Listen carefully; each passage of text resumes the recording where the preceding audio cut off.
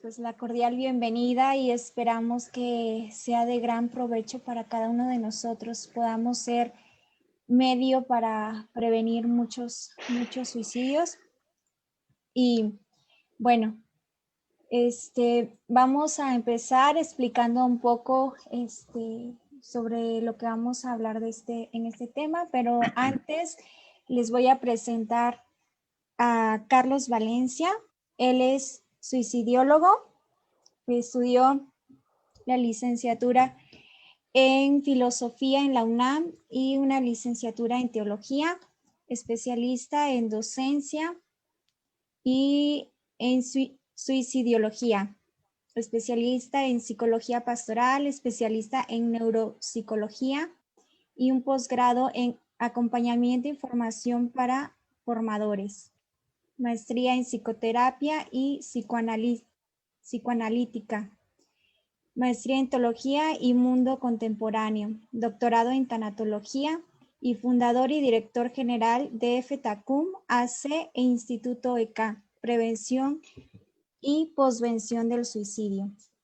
Es también miembro de la Red Mundial de Suicidiólogos y da acompañamiento y psicoterapia, conferencista y tallerista a nivel nacional. Conductor en radio por más de 10 años en el programa Espacio Joven ABC Radio. Y pues realmente es un sinnúmero de conocimientos académicos y realmente te damos las gracias, Carlos, por permitirnos dar este espacio y para que tú con tu conocimiento puedas ayudarnos en este tema que muchas veces tal vez está más cerca de lo que nosotros podemos imaginarnos y no sabemos cómo reaccionar ante esta situación. Te damos las gracias y bienvenido. Muchísimas gracias, Lola. Muchísimas gracias a todos los que nos están viendo, a la gente de Renovación Juvenil de la Quinta Vicaría y a los que no son de la Renovación. Bueno, pues bienvenidos. Ando un poco mal de la garganta, ustedes disculparán, pero voy a hacer lo mejor que la garganta me dé, pero quiero agradecerles primero porque hacer visible estos temas es lo que a nosotros nos da la posibilidad de llegar a todos ustedes. El poder transmitir un poco la pedagogía suicidológica, pues también para nosotros es un placer. Son temas que muchos medios, muchas autoridades eclesiales y políticas del medio de salud no quieren ver, y que nosotros, que ustedes les den un rostro y que recordemos que todas las personas que tienen ideación, pensamientos, amenazas suicidas e intentos ya, pues que tienen un rostro y que tienen un corazón. Y esta es nuestra idea, que nosotros vayamos tomando conciencia de que este es un fenómeno, y más ustedes como jóvenes, es la segunda causa de muerte en México después de accidentes automovilísticos. Entonces, creo que es un tema que les toca, que les trastoca y que al mismo tiempo les obliga a pensar, a reflexionar y a acompañar. Y yo creo que esta es la medida por la cual nosotros nos acercamos a este fenómeno. Es el acompañar a las personas en crisis suicida, es lo que vamos a ver cómo lo podemos hacer, cómo ustedes pueden acompañar, cómo pueden ustedes desarrollar, aunque la persona no esté en un proceso psicoterapéutico o en un proceso de acompañamiento, pueda tener una garantía, una seguridad. Y hoy vamos a hablar un poco del plan de seguridad y vamos a hablar también sobre un suicidómetro, porque así nos queda como más claro a nivel gráfico de cómo vamos a entender y atender este fenómeno del suicidio, que si bien tenemos que atacarlo de manera multidisciplinaria, pero la más eficaz y la más eficiente es que todos podemos prevenir un suicidio, o sea, absolutamente todos. Todas las personas de buen corazón y buena voluntad que ven que alguien está sufriendo puede acercarse y puede prevenir un suicidio. Y ese es el primer paso. Muchas gracias, Carlos. ¿Qué te parece si iniciamos primero con una oración y te damos la palabra para que entremos de lleno al tema? Por supuesto. Gracias.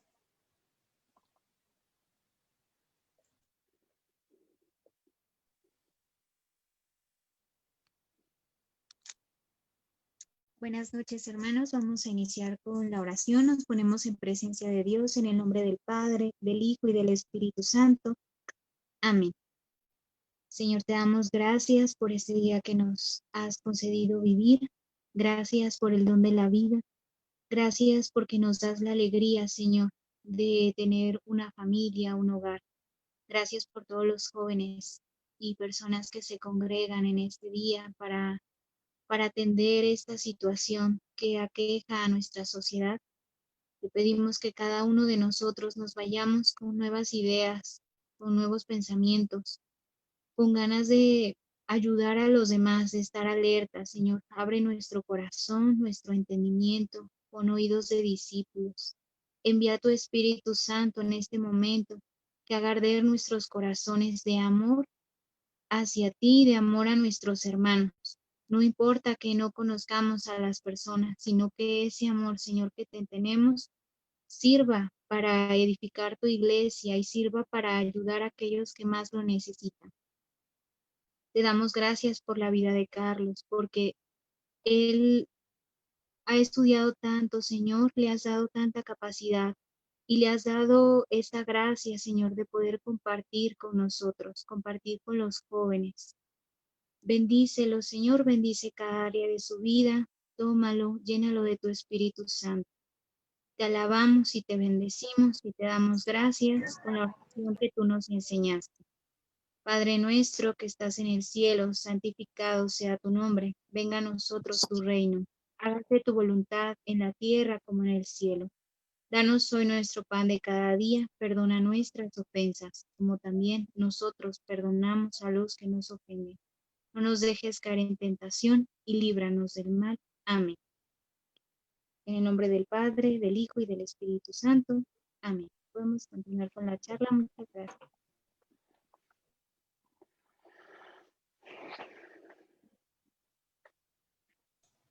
Adelante, Carlos, puedes comenzar. Muchas gracias, Lola, muchas gracias. Vamos efectivamente, yo creo que uno de los elementos importantes y que siempre lo tengamos es que los niveles de contención de la espiritualidad, de los grupos de apoyo, de los grupos como el de ustedes y todas aquellas personas que sienten la necesidad de pertenecer a un grupo, no dejen de hacerlo.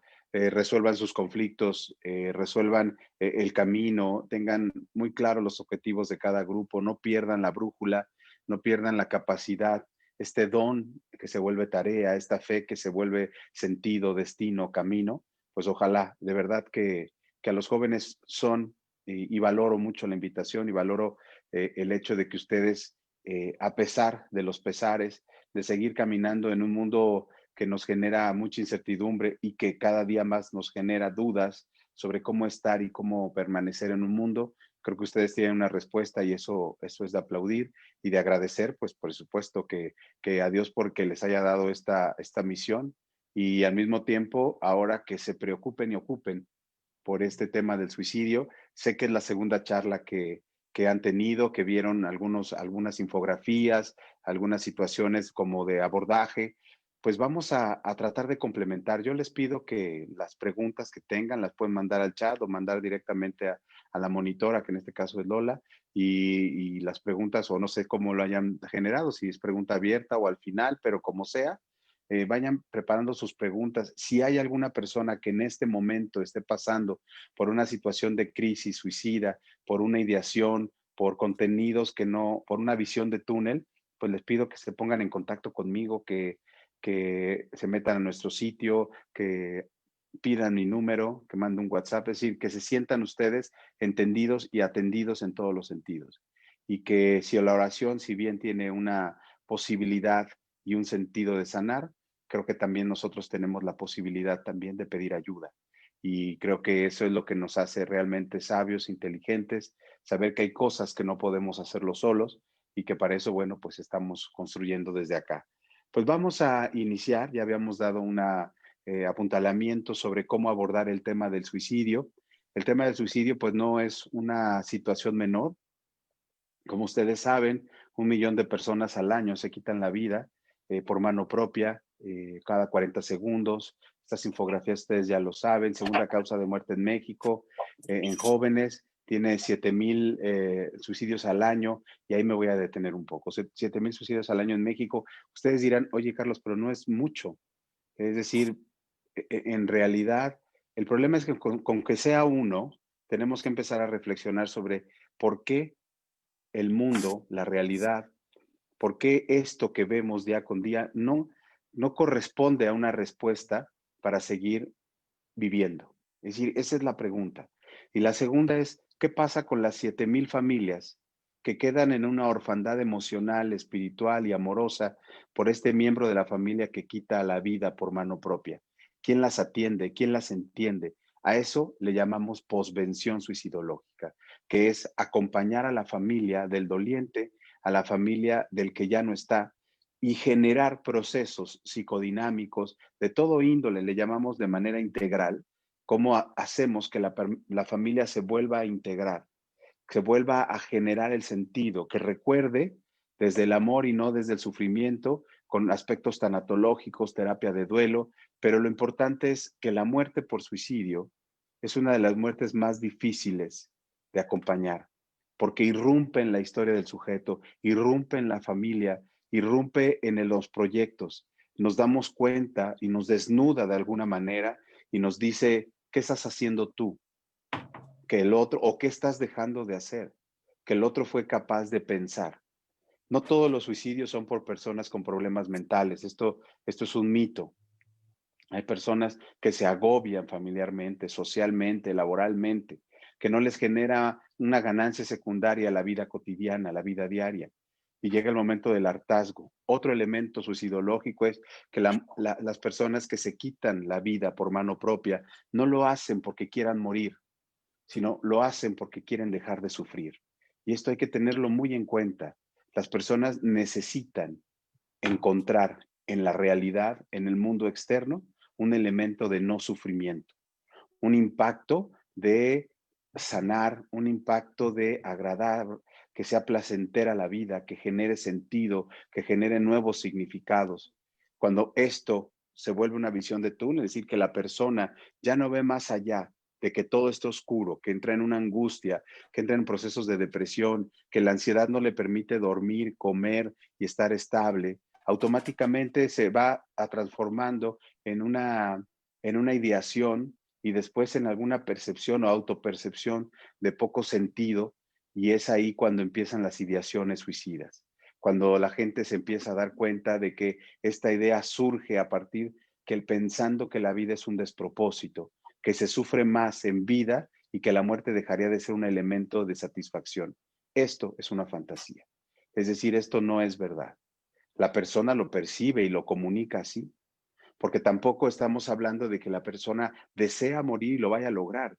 El suicidio no es una cuestión de fortaleza o de estrategia, que si bien hay plan suicida, es decir, hay 4 métodos más populares, ahorita vamos a ir hablando de cada uno, pero lo que sí es que podemos hablar, decir, no es una meta, no es que se logre matar, no es que es el fin, no, es un despropósito el suicidio, y más en un joven, porque el proyecto como sociedad, el proyecto como iglesia, el proyecto como gobierno, el proyecto como familia, su vida que está en riesgo, no la cuestiona.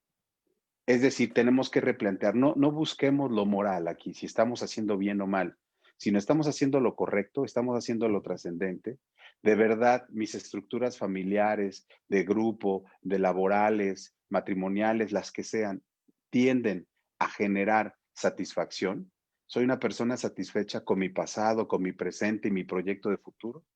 Entonces, porque si no, tendremos que buscar de alguna manera elementos para poder construir, y nosotros le llamamos hacer una deconstrucción, resignificar. Ustedes conocen el mundo simbólico, mucho del acercamiento religioso tiene una vida simbólica del 80%. Esto quiere decir que sabemos lo que significa un signo, que sabemos lo que significa un símbolo. Los que estamos dentro de la teología o de la espiritualidad sabemos que es parte central de nuestra vida, que no podríamos ser todo, ¿no? Sin esta parte, sin esta relación, sin este sentido de trascendencia. Y obviamente tenemos que estar buscando trascender en todo momento y en todo lugar.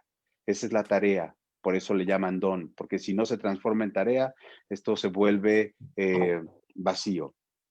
Ahora bien, dentro del proceso suicida ustedes, por lo que revisaba en la charla pasada, tenían como ciertos datos, aproximaciones, una especie del suicidómetro, que era como una generación o una cronología de los procesos de abordaje suicidológico. Yo les diría, sí, hay que tener en cuenta que este es un proceso de una pedagogía que nos puede enseñar por dónde va. Pero el primer paso, o sea, el primer paso es la idea de muerte, que esa la tenemos todos. Es decir, la idea tanatológica de saber que estamos vivos y que hay un principio y un fin, que es el nacer y el morir, esto lo conocemos todo, pero no nos agobia, porque estamos atentos al presente, con una visión, con un elemento, con nuestra fe, con nuestras circunstancias anímicas, y las vamos trabajando y vamos viviendo que la vida es eso, es subir, bajar. La vida es un movimiento de caracol, una espiral en donde a veces sentimos que estamos arriba, abajo, pero que no estamos en constante movimiento. Yo creo que ese es como el método relacional que siempre propongo en estos casos. Lo que sí es importante también es que la idea de suicidio, la ideación suicida, no se gesta de manera espontánea. Es decir, no es algo como se me ocurre ahorita que están hablando de suicidio, ¿no? No, eso es otro de los mitos, ¿verdad? Hablar de suicidio salva vidas, no hablarlo genera un inconveniente en el hecho de poder disminuir la tasa de suicidios.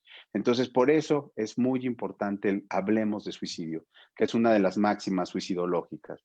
Entre más hablemos, más preguntas hay, entre más preguntas, más respuestas, y entre más respuestas, más satisfacción. Y en ese sentido entendemos y atendemos que el suicidio es una forma de estar en el mundo y que pareciera como un desgano, porque obviamente se juntan elementos de salud mental, se juntan elementos de medio ambiente, ¿no? Pero también las decisiones libres son las que nos hacen elegir las cosas por las cuales nosotros decidimos levantarnos hoy en la mañana, hacer esto o dejar de hacer esto.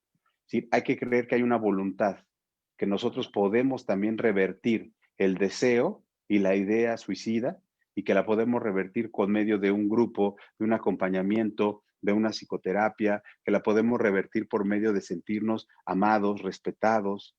O sea, mucho de lo que ustedes ya saben sobre factores de riesgo y factores de protección. Entonces, obviamente, los factores de protección deben ser más, ¿no? Y con un alcance más corto, porque a veces nos vamos por los factores de riesgo y casi siempre suele ser la lista más larga. Hay que irnos por los factores de protección y estos factores de protección hay que desarrollarlos. No son enunciados, son tareas. Hay que fomentarlos. Así como fomentamos la ingeniería familiar, así como resolvemos las cosas de lo cotidiano, así hay que fomentar los factores de protección y disminuir los factores de riesgo. Entonces, si tú tienes un problema de salud mental preexistente, es decir, que ya esté, que te genere, si tienes una depresión diagnosticada, tienes una ansiedad, siempre has batallado con ese tipo de situaciones y no has siendo atendida, entonces automáticamente estás más en riesgo.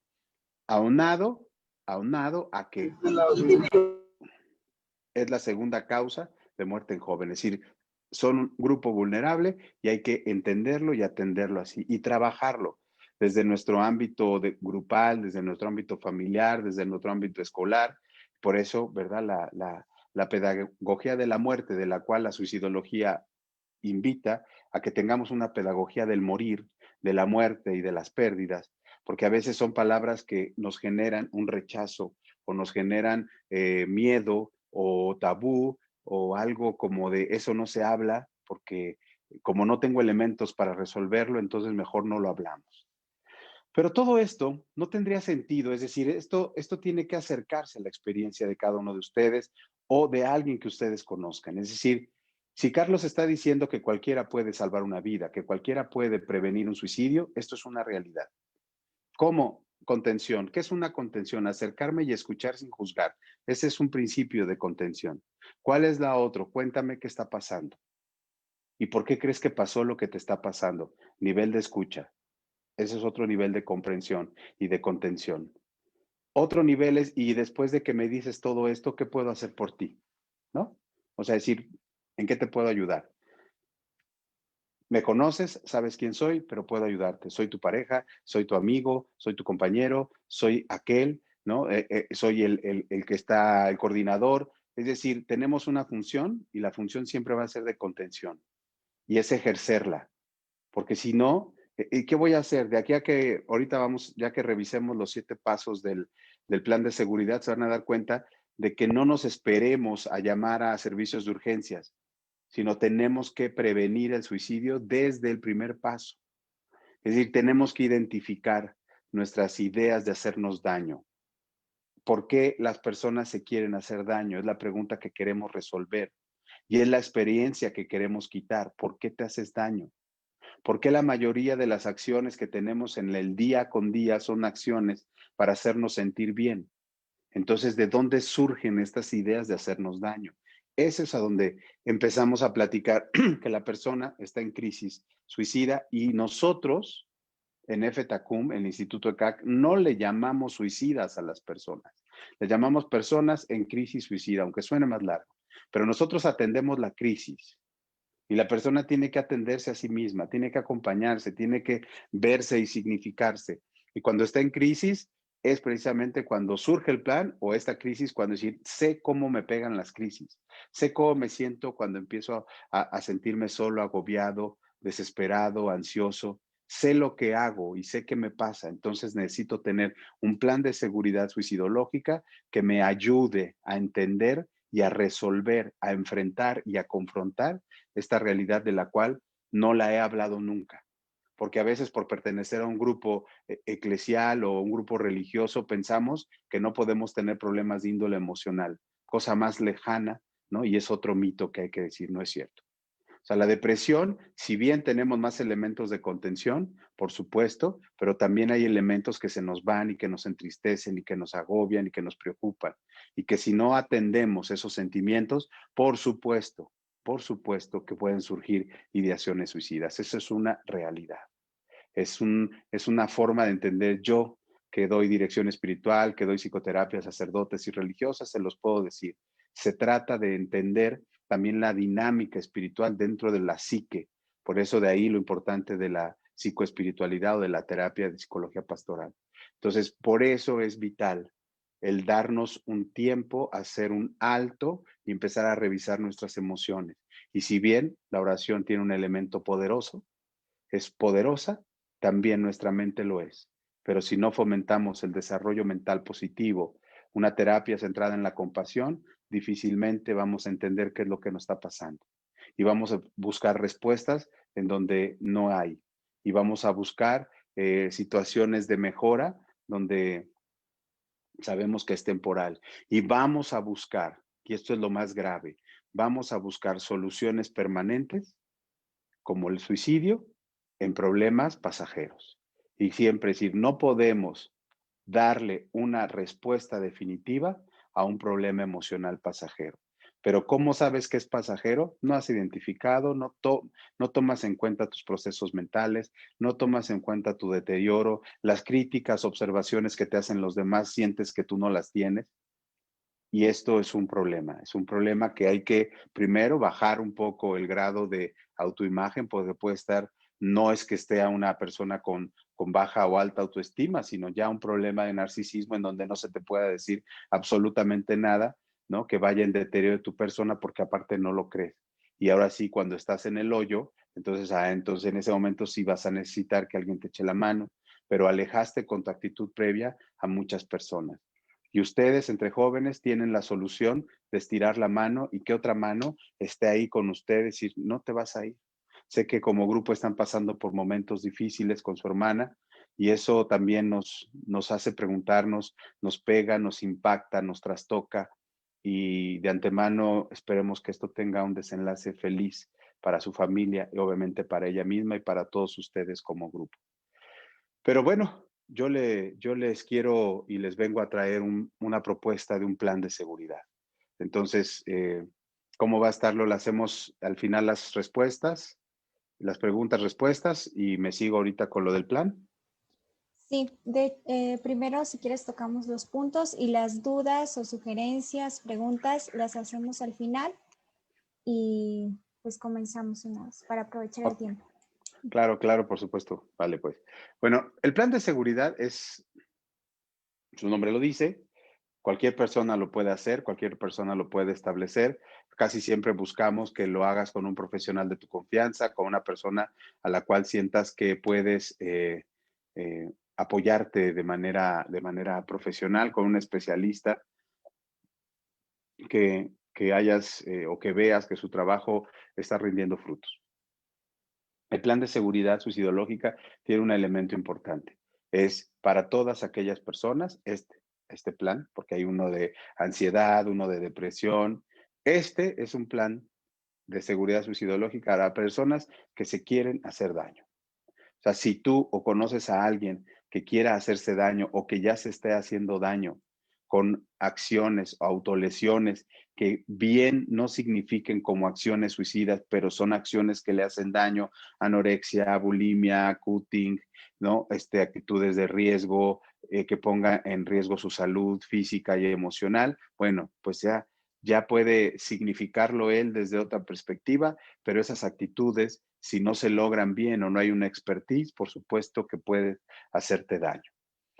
Otro de los objetivos del plan de seguridad es eso, sentirte seguro, sentirte segura. O sea, que sepas que puedes voltear, que puedes tener a la mano un carrete de posibilidades en donde la seguridad es el número uno, de saber que, y yo no conozco una persona que hasta el día de hoy no se quiera sentir seguro en esta vida, y que si reducimos la parte de la incertidumbre emocional, pues obviamente podemos dar una mejor respuesta en todos los sentidos.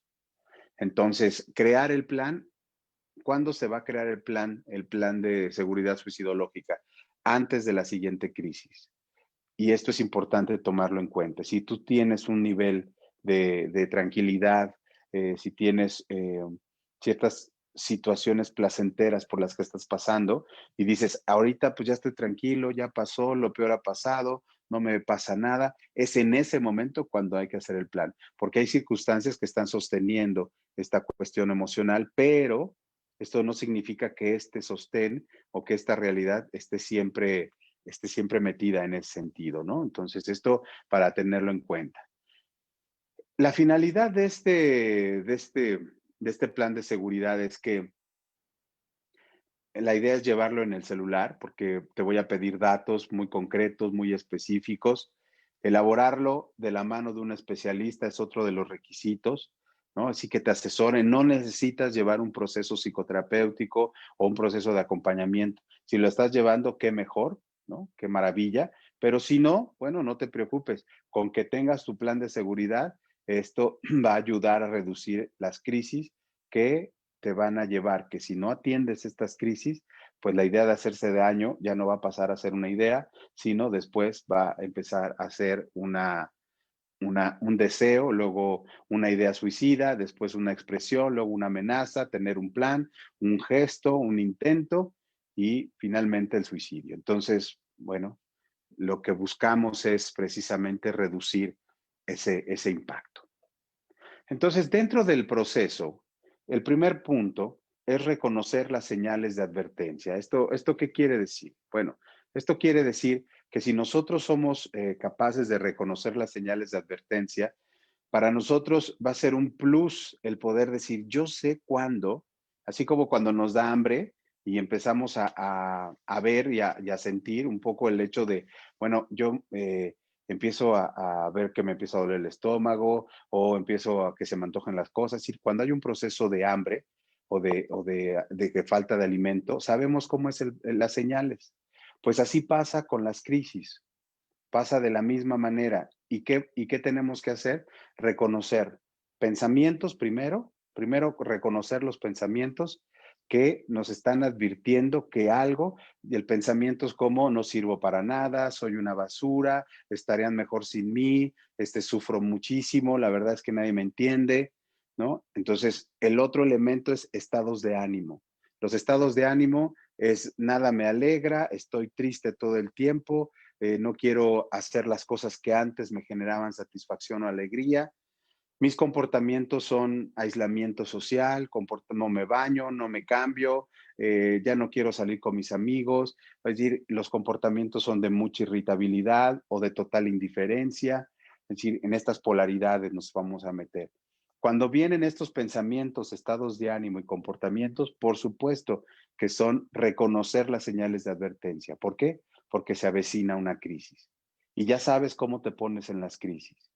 Y ya sabes cómo una de estas crisis no la vas a poder superar y a lo mejor vas a necesitar hacerte daño. Y es lo que queremos evitar. Esto lo voy a ir explicando poco a poco, pero esto es en tiempo real serían 20 minutos. O sea, de pronto ya siento esto, no lo controlo, no lo hablo, no lo digo y empiezo a sentir como... Ok. Entonces, sabemos que se avecina una crisis. ¿Qué tengo que hacer cuando estoy reconociendo estas señales de pensamientos, estados de ánimo y comportamientos? Sentarme, todos los que estamos aquí hemos hecho meditación. Entonces, respirar como cuando meditamos, cuando nos vamos a empezar a enfocar.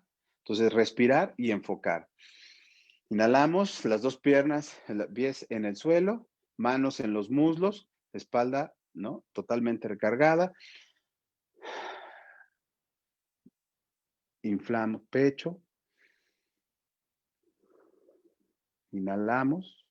Si tenemos más conciencia meditativa, podemos inhalar una palabra positiva y exhalar una negativa. Inhalar, exhalar.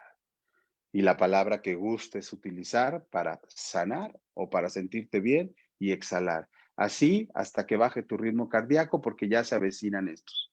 Entonces, ya que estés enfocado, actividades tranquilizantes. Tú, mejor que nadie, sabe cuáles son tus actividades tranquilizantes. Y reducir el impacto de estas actividades tranquilizantes van a reducir el impulso de hacerte daño. Tranquilizantes desde tomarte un vaso con leche tibia, meterte a bañar, salirte a caminar, dormirte. Si yo voy a dormir. O sea, no puedo lidiar ahorita con esto, me voy a tratar de dormir. Me voy a relajar. Ya, el impulso se va a ir. Pero esto, te digo, es respirar y enfocar. Si no puedes descansar, si este impulso, si este respirar, si este enfoque no llega, entonces automáticamente tienes que pensar razones que tienes para vivir. Las personas en crisis suicida, cuando están intentando suicidarse y que las salvas o que le preguntas por qué no te soltaste cuando estabas colgada en el puente, por qué al final no jalaste el gatillo, por qué al final no te tomaste, estaba pensando en mis hijos, estaba pensando en mis hijas, estaba pensando en mi madre, estaba pensando en que hay razones para vivir. Este es el punto número 3, pensar razones para vivir. Pensar en los parabienes que tengo y al mismo tiempo estos parabienes van a ser versus dolor y sufrimiento.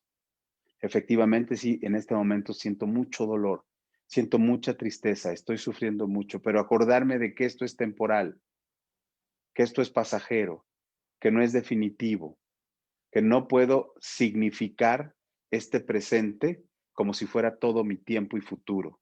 Entonces tengo que enfocar en mis parabienes. Tengo una carrera, tengo un futuro, he visto a alguien que me quiere, que se interesa por mí, he visto a alguien que yo puedo querer y que me intereso desde las cosas materiales. Aquí no hay una cuestión de ser materialista, no. La verdad es que acabo de comprar una computadora y esos pensamientos, oye, Carlos, ¿no son superficiales? Sí, pero ¿qué crees? Que son tan superficiales que el agotarlos, o sea, es decir, pues acabo de comprar esto, o ya compré unos boletos para ahora que acabe la pandemia, irme al concierto tal o de viaje a tal lugar. O sea, pensar en los parabienes, que sé que esa actividad va a disminuir mi dolor y sufrimiento. Nosotros tenemos en este momento pues una crisis de sentido. Nunca nos había tocado una pandemia, las gentes que nacieron en los 70s, 80s, 90s, incluso antes. No habíamos tenido, bueno, habíamos tenido algunos virus, algunas enfermedades, ¿no? Tenemos ahorita 2, ¿no? Y bueno, se ha manifestado en 3 estados la lepra.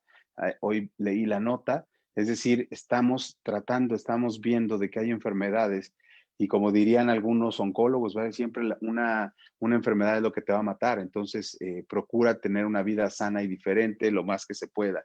Esto es importante. El número 4 dentro de los puntos del plan, este es vital, y lo digo literalmente, porque salva vidas. En ese momento de recordar las señales de advertencia, de respirar y enfocar, de pensar las razones que tienes para ir, vas a tener que abrir tu teléfono, marcar, acudir a otras personas. Esto se llama vulgarmente pedir ayuda, porque no puedo. O sea, le vas a pedir a la persona, necesito que me ayudes. Nosotros lo que hacemos con este grupo de personas, les pedimos su número celular. Y este número, acudir a otras personas es, la persona me dice, quiero que pongas el número de estos amigos, familiares, gente cercana. Yo les hablo y les digo, oye, mira cómo estás, soy Carlos Valencia, suicidólogo, bla, bla, bla. Y es un plan de seguridad. Esta persona te está invitando a que quieras participar, pero necesitas corresponder, es decir, es un compromiso. ¿Estás de acuerdo? No. Ah, ok.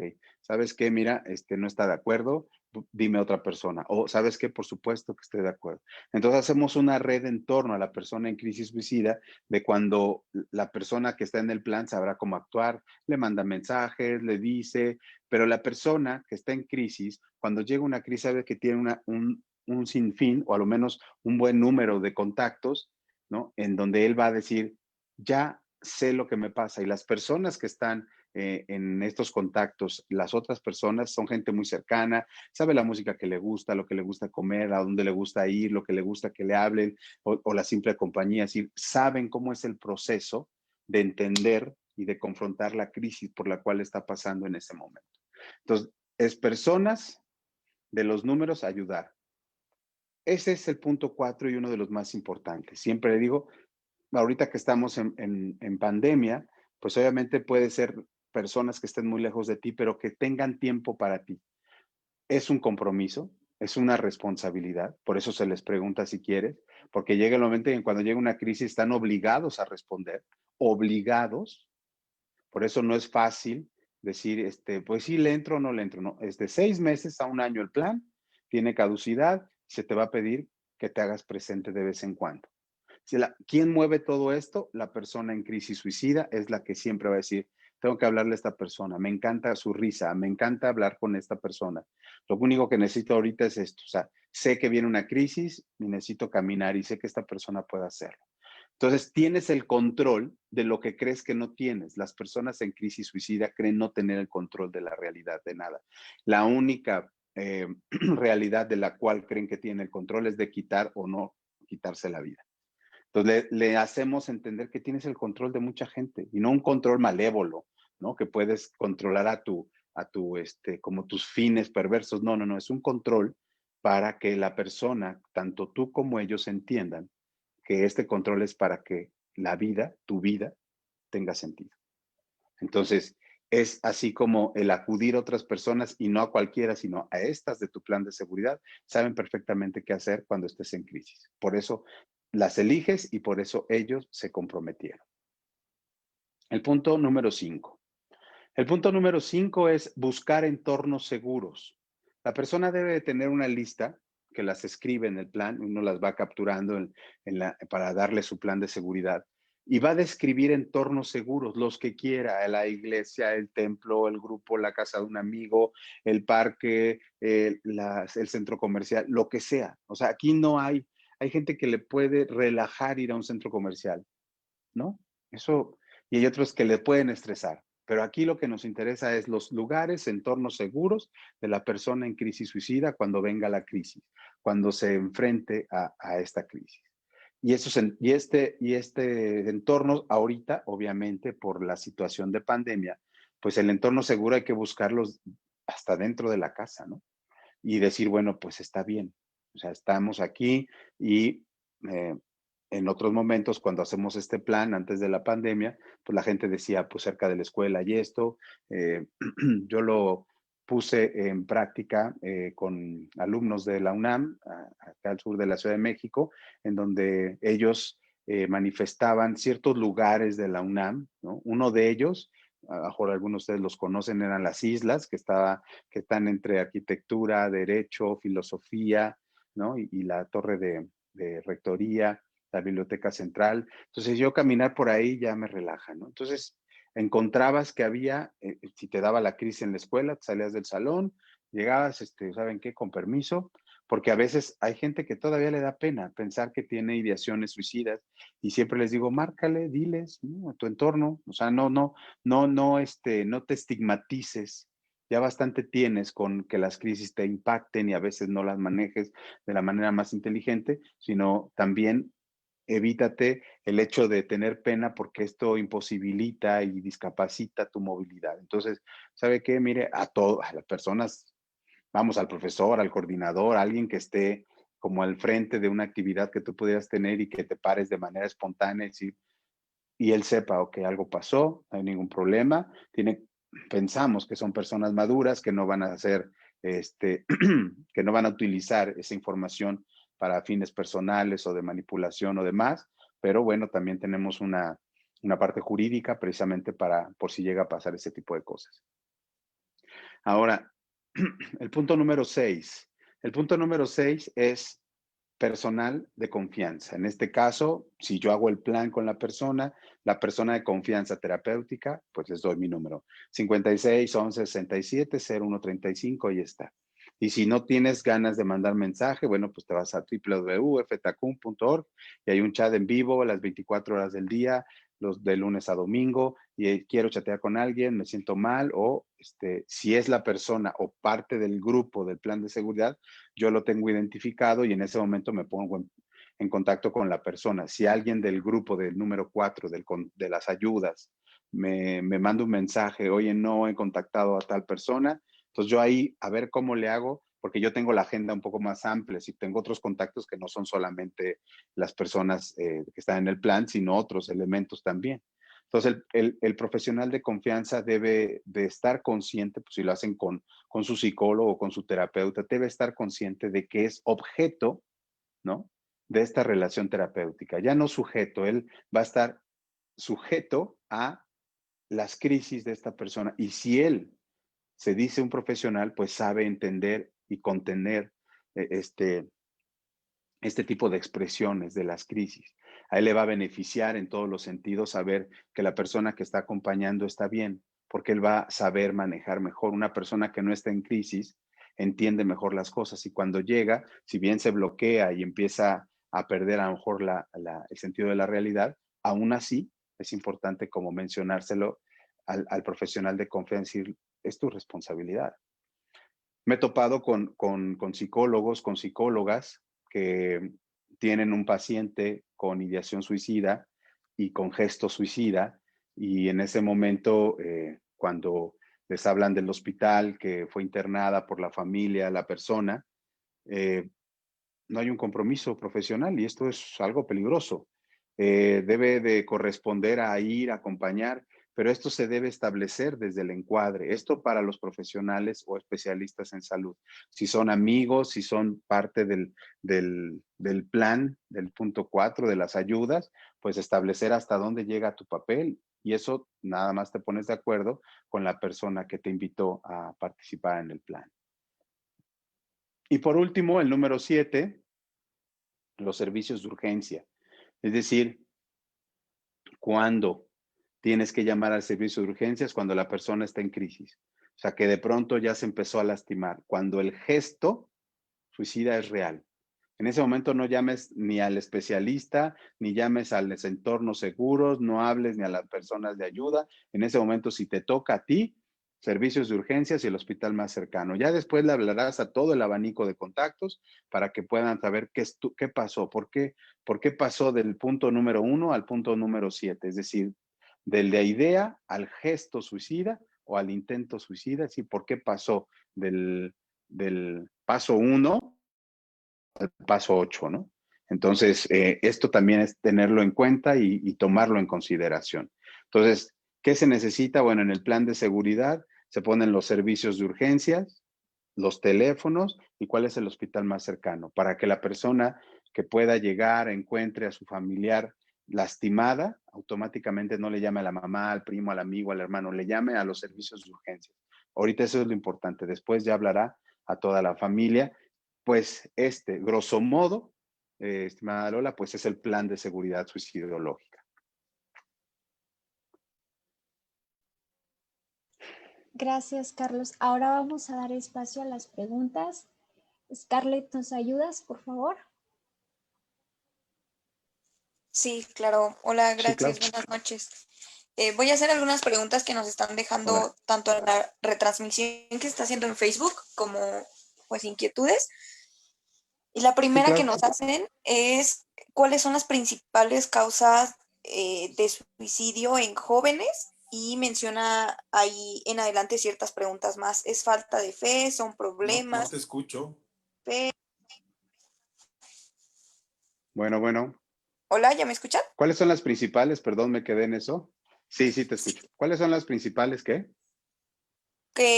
Causas o razones por las que los jóvenes recurren al suicidio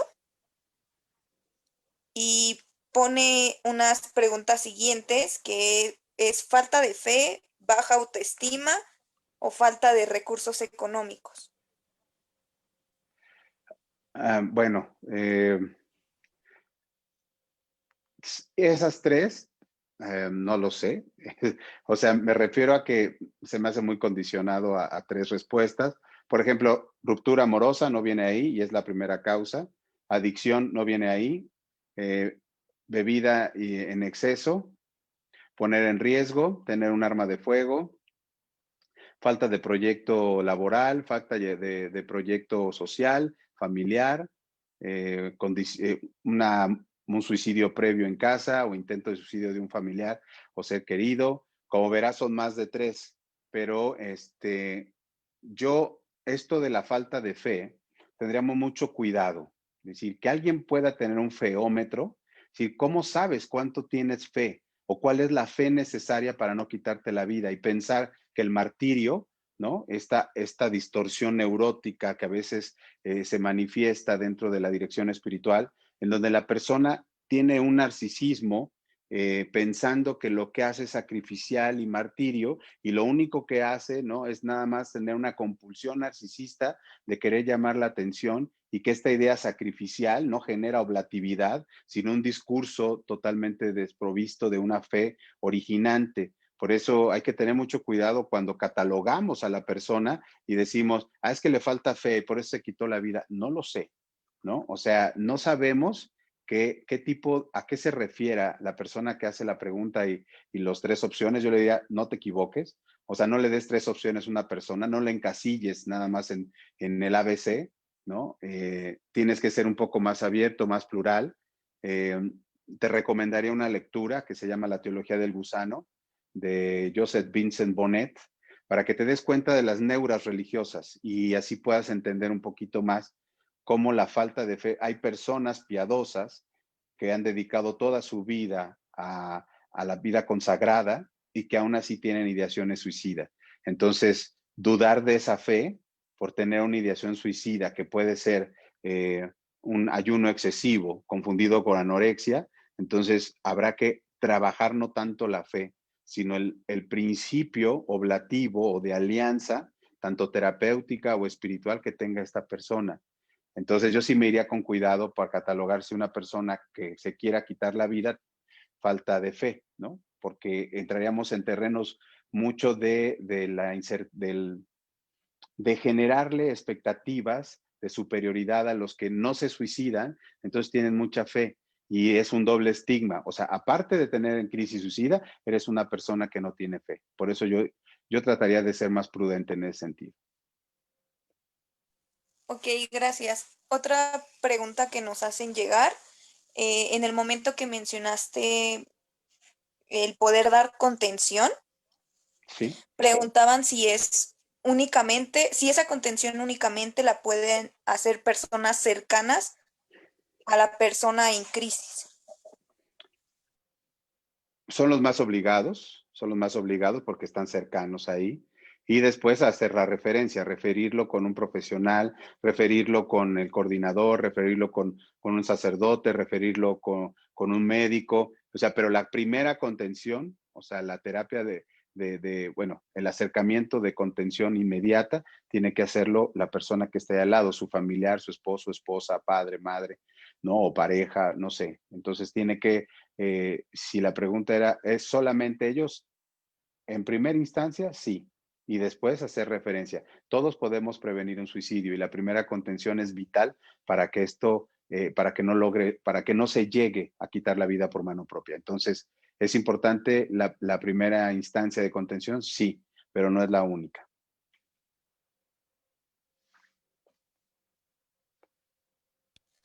Ok, gracias. Otra pregunta. Sí. Bueno, esta creo que la respondiste conforme fuiste hablando del tema. Sin embargo, creo que aún sigue visualizándose o quedando en nosotros un poco, posiblemente, el mito de creer que el suicidio es solo por depresión o que es necesariamente una depresión para recurrir al suicidio. No sé si nos puedas hablar un poco sobre esto, aclarar o esclarecer un poco el punto. Sí, vamos. Si está confuso, es sencillo. Es decir, antes antes se decía y antes se argumentaba que para tener un gesto suicida, había la persona con depresión era la que lo cometía. Lo que yo afirmo es, las personas con depresión no necesariamente son suicidas, pero las personas en crisis suicidas casi en la mayoría de los casos, estadísticamente hablando, están pasando por un cuadro depresivo. ¿Por qué? Porque de lo que estamos hablando es que hay una situación preexistente en el sujeto, a esto le llamas la depresión, hay una situación preexistente en el sujeto como la depresión o ansiedad, y que cuando llega el brote, la ideación y el gesto suicida, estos dos elementos se complementan y es cuando la persona intenta quitarse la vida. Pero no es un condicionamiento de depresión igual a persona en crisis suicida, no. Se ha demostrado más en esquizofrenia que en depresión, que aún así tiene que ser analizada desde factores de riesgo y factores de protección, aunado a una causa preexistente de enfermedad mental. Ok, gracias. Otra pregunta que nos hacen es que un joven diga ya me quiero morir sin tener datos de autolesión, ni bulimia y ningún otro dato que mencionaste, ¿puede ser un principio de ideación suicida? Ya es un deseo. Si quieren, no sé si puedan poner el suicidómetro o ya esté puesto, porque le estoy dando así como. Miren, ahí va. Ya cuando la persona está en una idea suicida, esta idea ya está en el punto número 3 de idea de muerte, deseo suicida y ya es una idea. Aquí sería interesante ver, por supuesto, que el deseo suicida, opción para resolver. ¿Qué pasaría si me mato? Voy a dejar de ser un estorbo, los demás van a estar mejor sin mí. Pero la idea suicida ya va más allá, va más arriba del deseo y decide, lo mejor sería matarme, es mejor suicidarme. Y esto que dice, por supuesto que ya es una ideación suicida. Y hay que tomarla en cuenta. Aquí no hay que jugarle, y siempre les digo, no hay que jugarle a Pedro y el lobo. No es que estás blofeando, es que quieres llamar la atención. El suicidólogo o aquel que nos encargamos del acompañamiento suicidológico, esto creemos más en Hansel y Gretel, es decir, creemos más en las migajas que la persona está dejando que el dejarle de creer aunque nos lo diga 20 veces y no lo lleve a cabo. El hecho de estarlo diciendo es un proceso de ideación. Ok, gracias. Y la última pregunta que me hacen llegar por este medio es si nos podrías dar algunas características o señales con las que podríamos identificar a alguna persona que pudiera estar considerando el suicidio, que no entra como en lo típicamente que se entiende o que se cree que una persona podría suicidarse. O sea, este tipo de personas que dicen estoy muy bien, estoy sonriendo, estoy feliz y no sabemos cómo lo que viven. Bien, bien, bien, bien. Y refiero al mismo ejemplo, es decir, siempre te va a dar pistas de la sonrisa de payaso, ¿no? Siempre te va a dar pistas de que todo se ríe, de que está contento. Yo no quiero decir que una persona feliz, ¿verdad? Ahora ya empecemos a dudar de su felicidad, pero uno de los elementos que podemos identificar es la pluralidad de emociones. Irritabilidad, trastorno de sueño, trastorno del humor, trastornos del carácter. O sea, ya esas son situaciones que hay que analizar. Y aislamiento social. Otro elemento que ahorita está muy de moda es proyecto de futuro. Si tú, que eres una persona cercana a esta persona que aparentemente no manifiesta un deterioro a nivel cognitivo ni emocional, pero que hay algo en ti que sabes, que has estado con él, que has caminado con él y que en algún momento sabes que está perdiendo o que está en algunos otros momentos dando ciertos elementos de cambio de humor, en algún momento decir, no, pues yo me siento bien, no he dormido bien últimamente, ya tengo como un mes así, caray, o sea, eso ya, pues no he comido, estás bajando de peso, pues sí, en un mes bajé 20 kilos, dices, este tipo de situaciones extremas ya no son cuestiones de ejercicio o cuestiones de un estrés que te quita el sueño. Entonces, lo que sí es básico, y le diría a todos los que nos están escuchando, cuando sientan, cuando perciban, cuando intuyan, que estos hacen la primera instancia de contención, que algo está pasando con esta persona, aunque él insista que está bien y que está todo dar y que todo está perfecto, pregúntale, ¿en algún momento estás pensando en hacerte daño? Porque esa es la máxima revelación que el otro nos va a hacer. Porque a veces pensamos que si le preguntamos si se quiere suicidar, si está pensando en hacerse daño, lo vamos a inducir o lo vamos a preparar y ese es un mito. O sea, tenemos que preguntar. ¿Y cuál es la mejor manera de preguntar? Preguntarnos a nosotros mismos. Ustedes que están haciendo las preguntas, ustedes que me están escuchando, pregúntate, así en silencio ahorita, ¿alguna vez has pensado en suicidarte? ¿Alguna vez has pensado en hacerte daño? ¿Te has hecho daño con intención de quitarte la vida? A esa respuesta, así que te cueste trabajo tocarla, pues es precisamente al otro le va a costar trabajo también tocarla, pero si no haces la pregunta, ¿cómo vamos a saber? El abordaje primario es preguntarle sobre si se haría daño o si ha pensado en quitarse la vida. Por ahí va. Ok, muchas gracias. ¿Listo? Pues Listo, vamos a... Carlos. No sé si aún tengas tiempo de regalarnos 5 minutos para ver si alguien en esta sala de Zoom tiene alguna duda, alguna sugerencia, algo que le haya causado inquietud. Claro. Si quieren, mientras repaso el suicidómetro, si les parece bien, en lo que elaboran su pregunta. Y si no sí. la hay, bueno, pues también cerramos, ¿no? Entonces ya lo tienen ahí. El que tiene los gráficos es importante. Yo acá lo tengo en la tableta para que lo puedan ver. Ahora, dentro de estos 3 momentos, esta es la pedagogía del suicidómetro. Tenemos ideas de muerte, deseo suicida, ideas suicidas.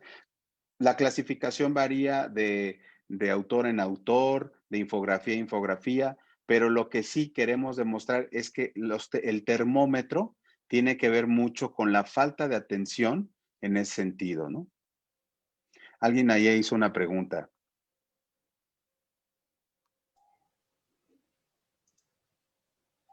Sí, dice, ¿todo esto que mencionó se aplica igual para los niños? Muy buena pregunta. Y te diría sí. El suicidio en niños es algo que pensamos, te lo digo como tanatólogo, es algo que pensamos que nunca íbamos a abordar o que era muy lejano, pero de pronto empezamos a ver que fallaba el apego, que fallaba el vínculo, que había niños estresados. Las pruebas proyectivas nos indicaban, a los profesionales de la salud mental, les indican que hay un deterioro a nivel cognitivo, a nivel emocional. La muerte de niños es lamentablemente una realidad que ha ido creciendo, no de manera significativa, eso lo tengo que decir, no registra un cambio en las estadísticas nacionales, pero hemos encontrado que hay más intentos porque tiene mucho que ver con la ingeniería familiar, con el contexto axiológico o en el contexto de la familia, por supuesto, y hay que recordar, y esto es vital que lo tomen en cuenta, el el suicidio es el último síntoma y el niño va a manifestar síntomas de su desencanto ante la vida. Ahí hay que estar atentos. Por eso les digo, siempre se nos invita a tener una pedagogía de la vida y yo les digo, a veces se nos olvida tener una pedagogía de la muerte. ¿Cómo le hablas? Siempre nos enseñaron a ser exitosos, a hacer cierto tipo de perfiles, pero ¿cómo le hablas a un niño de la muerte? Siempre esto aplica también para los niños. Hay que estar atentos en su cansancio, en su irritabilidad, en su polaridad, en su cambio de humor. Esto aplica, por supuesto, lamentablemente, pero hay que decirlo, aplica a los niños también.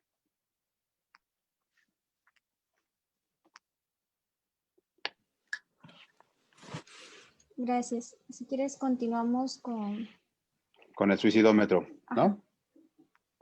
Entonces, dentro del suicidómetro, las ideas de muerte son aquellas ideas, como yo les decía, o pensamientos centrados en la muerte. Si bien de la muerte no podemos hablar, es decir, podemos balbucear de la muerte, pero sí podemos hablar de nuestro morir. Y es precisamente este tipo de situaciones que, bueno, hay otra en la que hacen, digo, que no no desea suicidarse, pero hay una especie de tristeza o de cansancio o de falta de proyecto. ¿Por qué no amanezco muerto? Quisiera dejar de existir, me quiero morir. Entonces, de una idea de muerte, pasamos a un deseo suicida. Opción para resolver. Cuando pongo eso, opción para resolver es cuando alguien ya te empieza a mandar mensajes, cuando te empieza a decir cómo se siente. Esa es una buena opción de acercarte y contener. ¿Qué pasaría si me mato? Debes de tener una respuesta. Voy a dejar de ser un estorbo. ¿Y quién te ha dicho que eres un estorbo?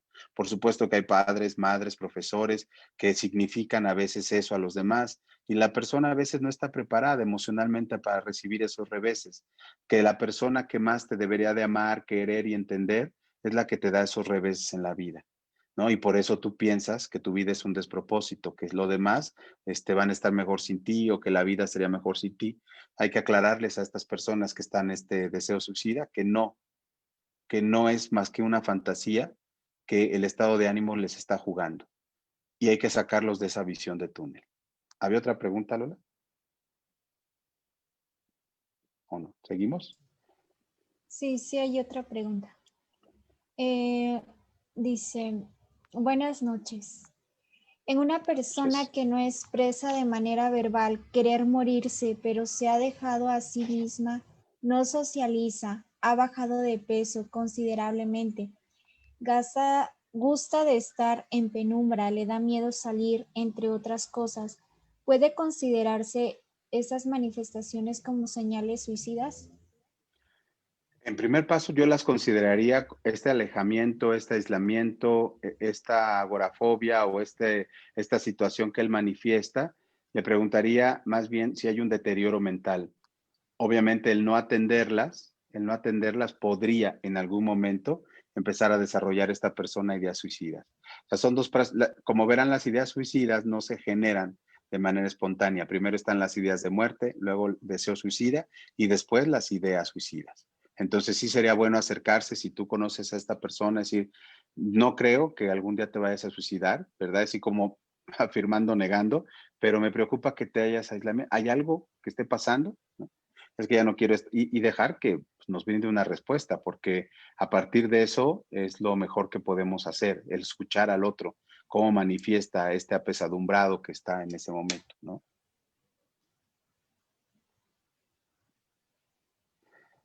Ok, después de las ideas suicidas vamos a ver expresiones ya.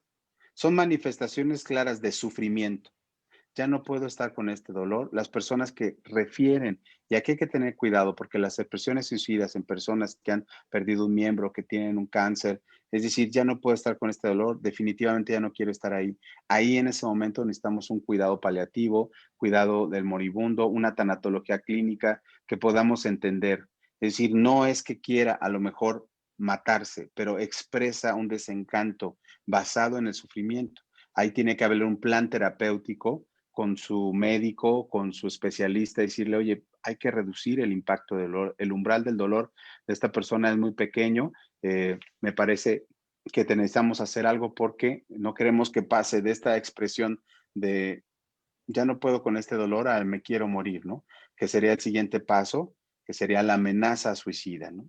Pensamiento o actos, el método, y aquí ya hay que tener como muy en cuenta cómo te hace la narrativa de su deseo de morir, en que desea acabar con su vida. Ya empieza a planear cómo lo haré, en dónde lo haré. Y en el plan ya hay un pensamiento o actos, el método en que desea acabar con su vida. ¿Cómo lo haré? ¿Cuándo lo haré? ¿En dónde lo haré? Ah, ya sé que mi familia se va a tal hora, ya sé que esto, todos dejan migajas, a lo mejor ese plan lo tuitea, ese plan lo pone en su perfil, ese plan lo manda de mensaje a un amigo. Cuando te llega esta alerta, automáticamente da aviso a todo el mundo. Si esa persona te importa, y yo diría, y aunque no te importe, tienes pues el compromiso humano de atenderlo y a lo menos de poner en alerta a su familia. Porque después del silencio, a estas personas se les ocurre, y verán ocurrir entre comillas, y ya empieza un gesto suicida. Autolesiones con intención suicida, por ejemplo, cortarse. Y este gesto se van en aumento los intentos. Una persona que se suicida aproximadamente lo intenta de 8 a 10 veces antes. Tentativa suicida, conducta autolesiva que sea acompañada por la certeza de que la persona intentaba morir. Cuando uno le pregunta a la persona después de un intento suicida, ¿cuál era tu idea? O sea, ¿por qué te arrojaste? ¿Por qué hiciste esto? Ya quería acabar con mi vida. Pero ya estamos en rojo. Es decir, si no hay una contención o internación bien, bien establecida, muy bien estructurada, lo más seguro es que el siguiente paso es una forma de morir, es decir, el suicidio, en que se utilizó un determinado método, tomó la decisión de quitarse la vida. Acá la persona muere. Y entonces, como verán, la idea del suicidómetro no es presentar el camino, es presentar el proceso. Es decir, que podemos parar mucho antes del último punto rojo, podemos parar, que ya no llegue hasta abajo, podemos pararlo antes, con contenciones, con acompañamiento, con posvención. A ver, acá la persona que intenta suicidarse, automáticamente nosotros la catalogamos no de manera peyorativa, sino le decimos que se vuelve sobreviviente, es decir, él ya necesita una contención inmediata, un acompañamiento, porque ya sobrevivió a un intento. Si la persona muere, la familia se vuelven sobrevivientes también. Esta es la dicotomía, estas son las dos formas de entender a los sobrevivientes. Los que han intentado siguen con vida, a ellos se les habla como sobrevivientes porque ya supieron que su daño sí era con intención de quitarse la vida.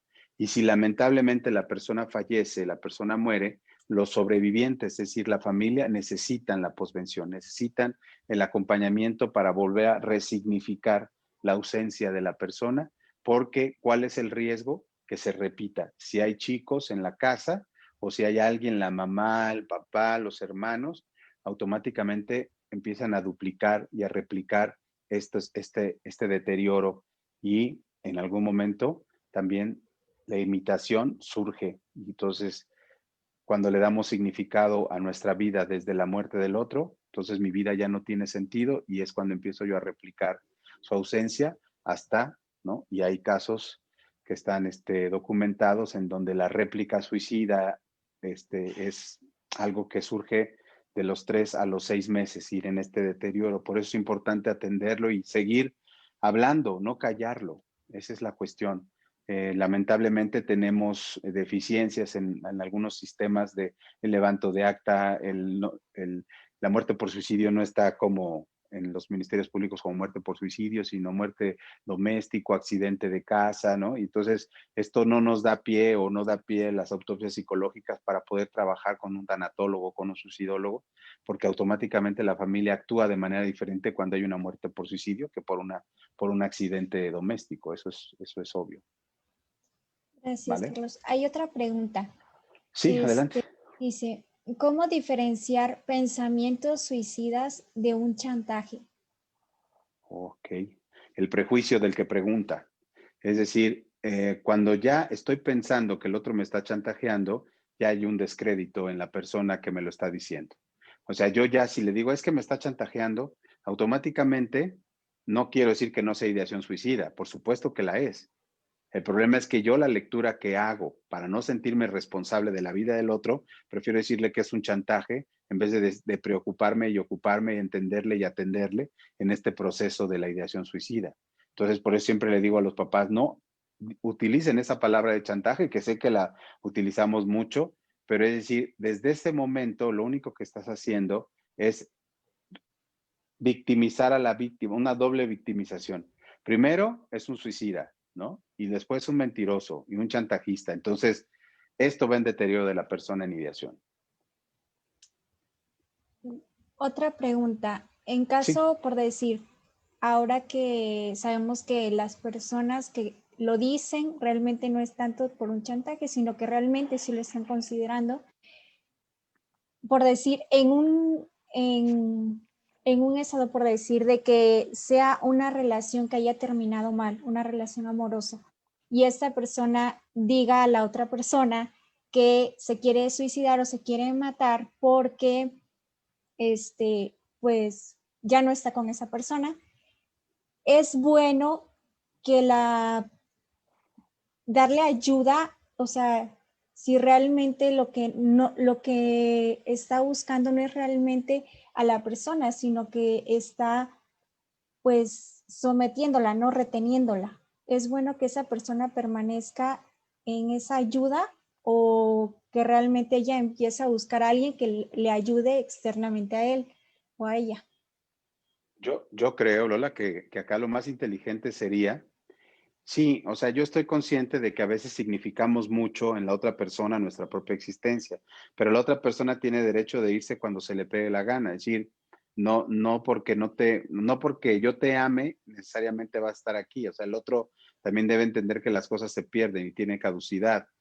Habrá que ver que si puede manipular, y ahí es cuando empezamos a hablar de este tipo de si te vas me mato, si eres esta amenaza suicida, ¿no?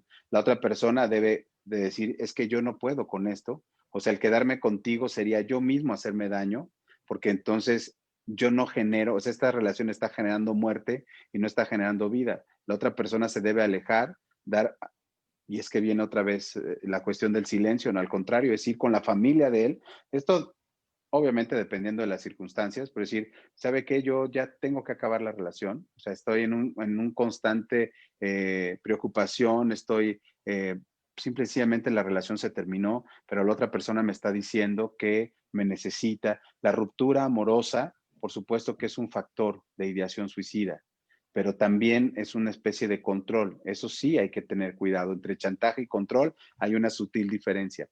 La sutilidad está en esto. Una persona quiere controlar, pero no para un deterioro de la otra persona, sino siente que su vida pierde control si la otra persona no está ahí.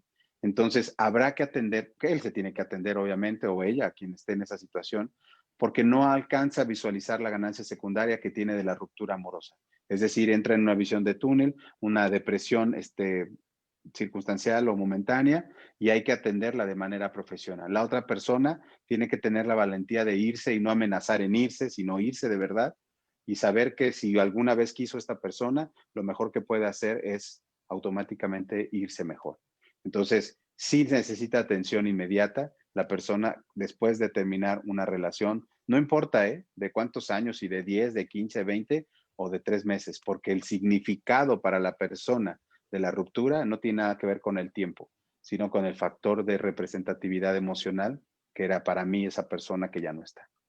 Okay. También, ya para finalizar, Sí. personas que desistieron del suicidio, o sea, que ya estuvieron a punto de suicidarse, pueden y se arrepintieron, pueden volver a intentarlo o cómo las podemos ayudar. O sea, tal vez en ese momento hubo como pues algo de esperanza en su vida y decidieron continuar con su vida, pero después pueden volver a intentar suicidarse. Mira, cuando nosotros atendemos a una persona en crisis suicida, vemos el ambiente del cual se llama la etiología suicidológica, es decir, cómo surge la ideación suicida. Y casi siempre vemos que eran como procesos de pérdida, no bien manejados ni bien elaborados, y que hubo un intento.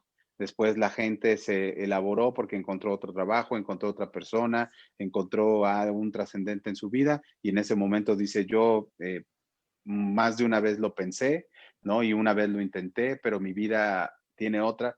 Esa ganancia secundaria es importantísima no perderla. Es decir, si la persona ya la verbalizó, lo importante sería que la mantuviera, que hubiera un mantenimiento emocional, espiritual, ambiental, familiar. Es decir, yo sé que en algún momento, si hay circunstancias adversas a mi vida, en un tiempo lo intenté suicidar, pero esto fue cuando tenía 18 años, ahora tengo 28. O sea, hacer este derrotero emocional siempre es bueno. Decir, yo estoy consciente de que cuando alguien muere cercano, o cuando me siento humillado, o cuando me siento rechazado, es cuando empiezo a pensar en estas situaciones. Entonces, si la persona está consciente de la etiología de su ideación suicida, es más fácil que si se replica el ambiente, ella tenga más elementos de contención y de resolución del conflicto, y así no volver a caer. Pero si no se le hace consciente en el proceso, o que la persona no tome conciencia de lo que está pasando y por lo que pasó,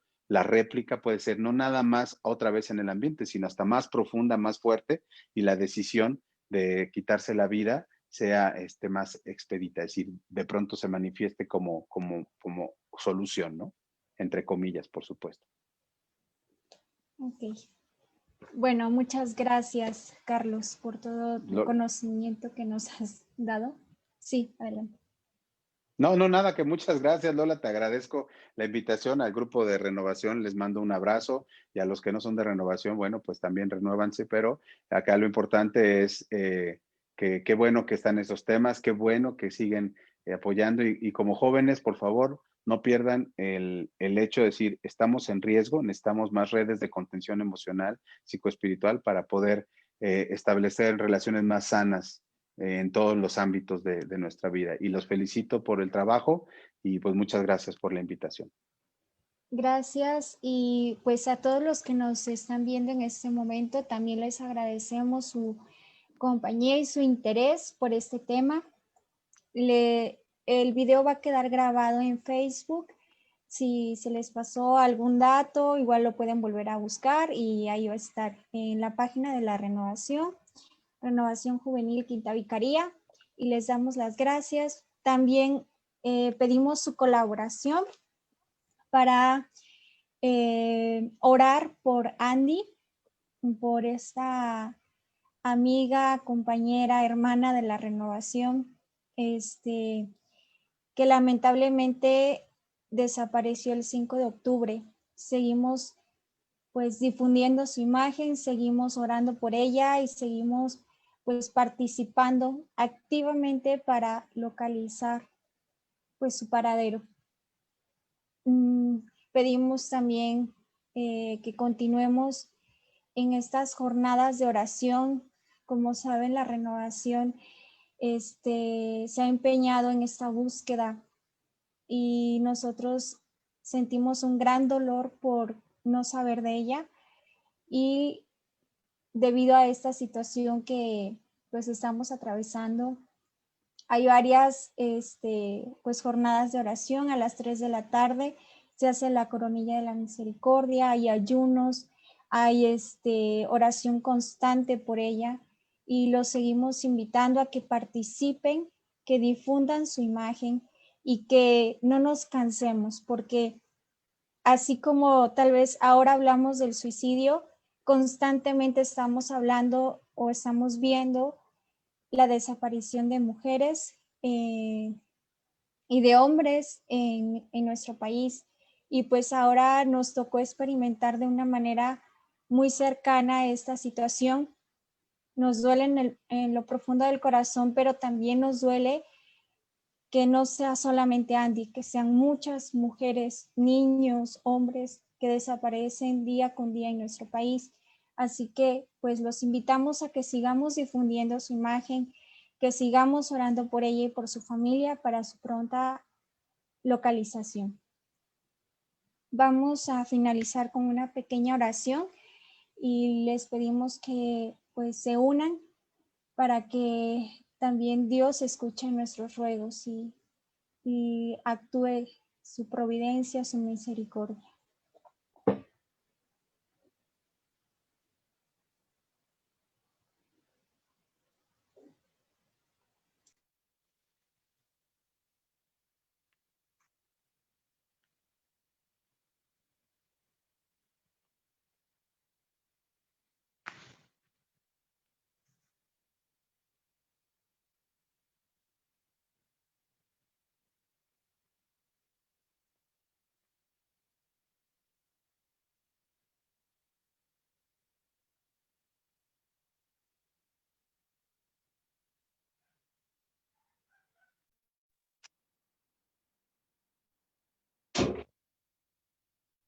Gracias, Señor, por este momento en el que nos has congregado. Gracias por tu generosidad para con nosotros, de conocer estos temas.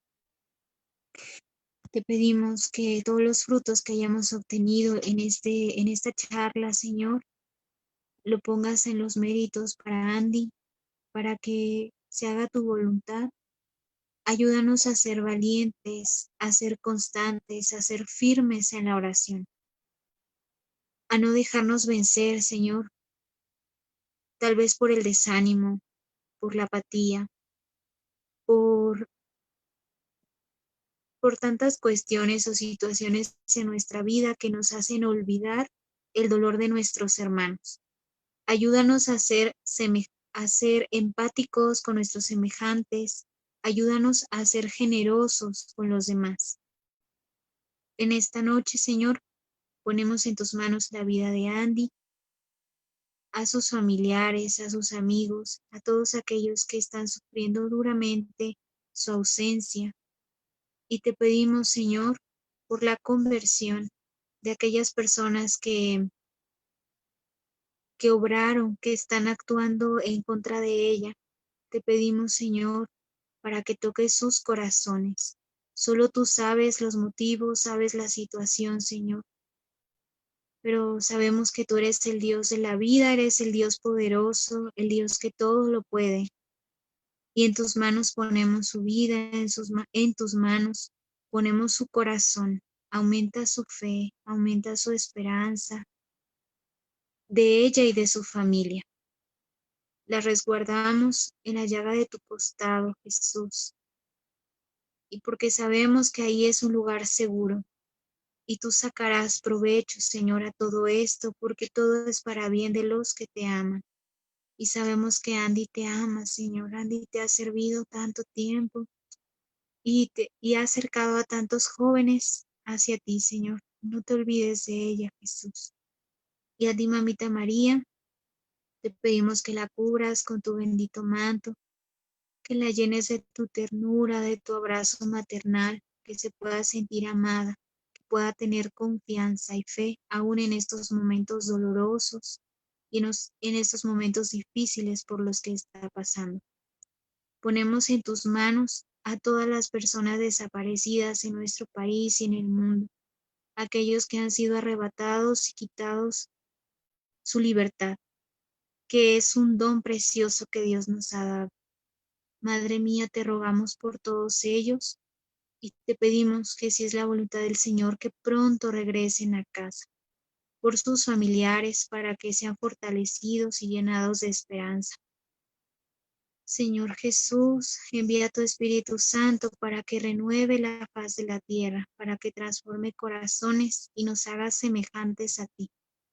Que tengamos un corazón conforme al tuyo, Señor, que podamos ser dóciles, serviciales, un corazón noble, Señor, que ame y que dé su vida por los demás. Te damos gracias y te bendecimos, Señor, y te pedimos que nos cubras con tu sangre preciosísima. En el nombre del Padre, del Hijo y del Espíritu Santo. Amén. Gracias por acompañarnos. Que Dios los bendiga. Y no olviden de orar por Andy y por todas las personas que se encuentran desaparecidas. Bonita noche. Gracias. Bonita noche. Mil gracias por todo. Gracias por acompañarnos.